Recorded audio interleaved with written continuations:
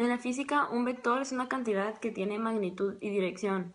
Generalmente está representada por una flecha cuya dirección es igual a la de la cantidad y cuya longitud es proporcional a la magnitud de la cantidad.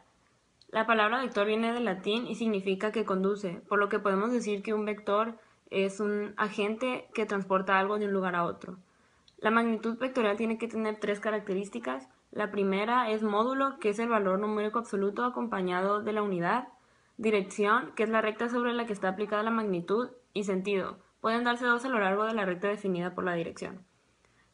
Por ejemplo, 15 gramos norte. La masa es la magnitud, lo que se está midiendo. El 15 es el valor numérico que le damos al medir la masa. Y los gramos es la unidad física, que se le asigna a cualquier magnitud de manera arbitraria que se toma como patrón. Y la dirección es el norte, que es el punto cardinal. De acuerdo al sitio web PhysicaLab, el concepto de vector está altamente ligado a la magnitud, porque ellos definen magnitud como una propiedad que se puede observar en cualquier cuerpo y que se puede cuantificar, es decir, darle un valor al medirla. El vector forma parte de uno de los dos tipos de magnitudes que hay, que es la magnitud escalar y la magnitud vectorial. Cuando varias fuerzas se aplican a un objeto que representamos con vectores, no siempre implica que al hacer esto va a haber un movimiento o que va a haber un cambio de posición, ya que si la suma de las fuerzas de todos los vectores es igual a cero, el objeto se mantendrá en equilibrio, y eso pasa cuando las fuerzas que se aplican son contrarias. Se le llama equilibrio a la condición de un sistema cuando ni su estado de movimiento ni su estado interior de energía tienden a cambiar con el tiempo. Es la fuerza que equilibra al sistema, sumando vectorialmente a todas las fuerzas, es decir, a la resultante. Con la equilibrante se obtiene el cero, lo que significa que no hay fuerza neta aplicada. En esta práctica de laboratorio, el tema a investigar fueron los vectores y el equilibrio.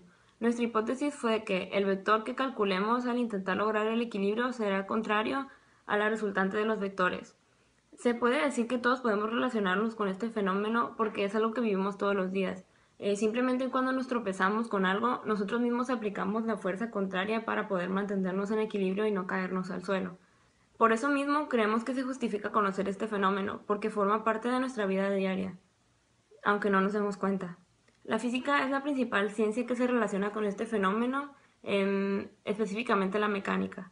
Este fenómeno se ubica siempre y al hacer bien este reporte nosotros creemos que podremos asegurarnos de comprender bien este fenómeno y tener bien claro por qué es importante. En esta práctica de laboratorio se explicará lo que sucede al tener tres fuerzas con diferentes direcciones e intentar equilibrarlas con una cuarta.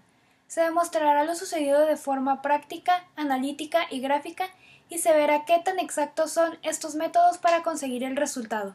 Se mencionarán los materiales que fueron utilizados, los procedimientos que se siguieron y los resultados obtenidos. También se explicará el porqué de los resultados. Materiales: equipo de tabla de fuerzas, juego de pesas, báscula, juego geométrico, calculadora. Procedimiento: colocar las siguientes pesas en el equipo: 43 gramos a 50 grados, 23 gramos a 150 grados y 63 gramos a 200 grados.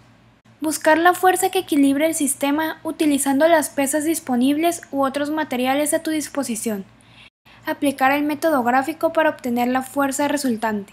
Aplicar el método analítico para la suma de vectores y obtener la fuerza resultante. Procedimiento del método gráfico: traza un plano cartesiano a escala con las medidas de las fuerzas que te dan.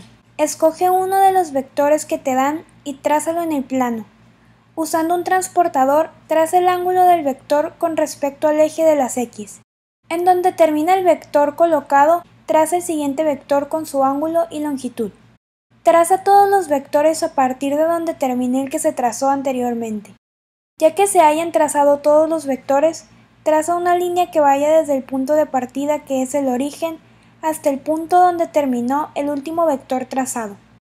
La resultante es esa línea. Procedimiento del método analítico: hacer una tabla como esta. En un plano cartesiano, trazar un triángulo con la sumatoria de fx y fy basándose en los signos. Sacar la hipotenusa y el ángulo usando Pitágoras y las funciones trigonométricas. La hipotenusa es la resultante. A continuación se pueden ver los resultados que obtuvo cada una de nosotras usando los dos diferentes métodos. Por ejemplo, en el método gráfico, Julia obtuvo como resultante 58 gramos, 155 grados.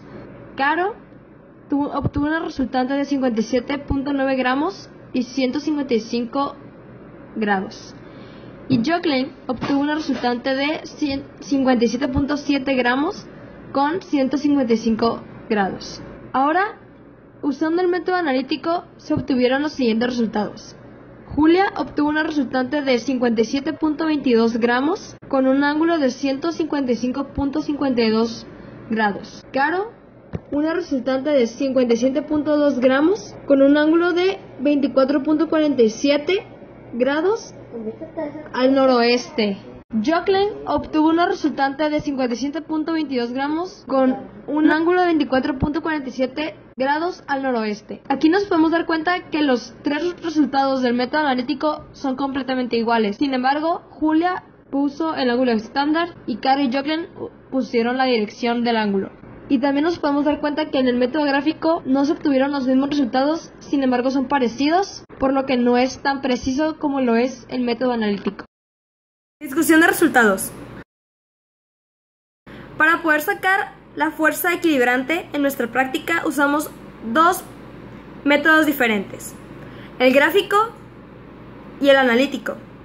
Sin embargo, los pasos no los inventamos nosotras, los sacamos primeramente de nuestra maestra que nos lo enseñó en clase. Sin embargo, para tener un poco más de soporte en esa información, investigamos por internet para confirmar que sean esos los pasos. Y para el método gráfico encontramos esta página que se llama Solución de problemas matemáticas y física vía email.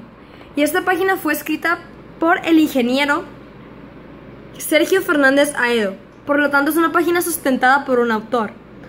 Y los pasos que vienen en esta página son muy parecidos a los que nosotros seguimos para sacar lo que fue la fuerza equilibrante. Ahora, para el método analítico, estamos sustentando nuestros pasos con esta presentación que es del maestro José Alejandro López Rentería, que es un maestro del Centro de Asesoría del INEO en Mérida. Por lo tanto, aquí nos podemos dar cuenta que las fórmulas son básicamente las mismas.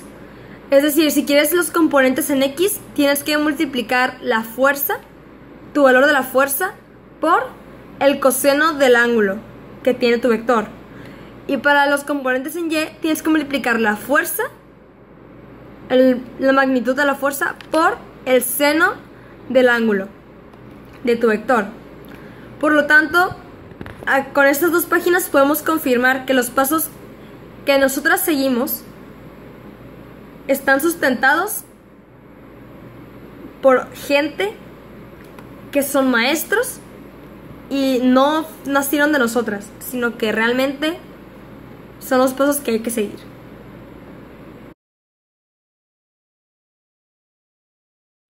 En esta práctica de laboratorio pudimos ver cómo funciona la fuerza equilibrante con respecto a una suma de fuerzas. Comprobamos la forma práctica con la analítica y la gráfica, y pudimos comparar y entender de manera más clara las maneras que conocíamos para encontrar resultantes en la forma experimental. Nuestra hipótesis fue comprobada, ya que la fuerza equilibrante dio el mismo resultado que la fuerza resultante, pero en sentido contrario, tal y como lo habíamos planteado al principio. Este fenómeno ocurre en la vida diaria, por ejemplo, cuando queremos empujar algo, el objeto no va a ceder hasta que nuestra fuerza sea mayor a la fuerza equilibrante, o al intentar arrebatarle algo a un amigo, si el objeto no se va con ninguno de los dos es porque las fuerzas están equilibradas. Con esta práctica, ahora podemos entender varias situaciones que vivimos día con día en las que se presenta un fenómeno similar al que pudimos ver en el laboratorio con las fuerzas resultantes y equilibrantes. Nosotros decidimos resolver el problema número 3 del cuestionario, que dice lo siguiente. 3 fuerzas actúan sobre un perno, como se ilustra en la figura. Calcular la fuerza resultante que actúa sobre el perno, así como su ángulo de inclinación, si el ángulo A mide 20 grados y el ángulo B mide 60 grados. Como podemos ver en la foto, nosotros resolvimos por el método gráfico y el método analítico. Primero graficamos los 3 vectores que nos dan para encontrar la fuerza resultante en el plano y nos dio un resultado de 690 newtons y 26 grados al noroeste.